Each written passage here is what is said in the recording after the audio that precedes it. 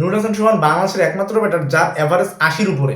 সোহান বাংলাদেশের জার্সিতে 7টা ওয়ানডে খেলছে, 5টা ইনিংসে ব্যাটিং করে সে রান করছে 165, 2টা মাত্র ইনিংসে আউট হয়েছে, যার কারণে তার এভারেজটা দাঁড়িয়েছে 82.50। মুশফিকুর রহিম এবং মাহমুদুল্লাহ যখন ওয়ানডে দলে ছিল তখন বলা হতো যে তারা সিনিয়র কোটায় চান্স পায়, নুরুল হাসান সোহানকে কার জায়গায় খেলাবো। নুরুল হাসান সোহানকে যদি স্কোয়াডে রাখি তাকে তো একাদশে রাখতে পারবো না, কারণ মুশফিকুর রহিম অটো চয়েস। তো সেই মুশফিকুর রহিম তো এখন নাই, এখন কেন রাখা হলো না নুরুল হাসান সোহানকে?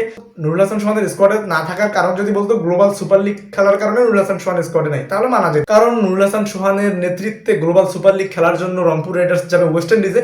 সেই গ্লোবাল সুপার লিগ শুরু হবে 10 জুলাই আগামী মাসে।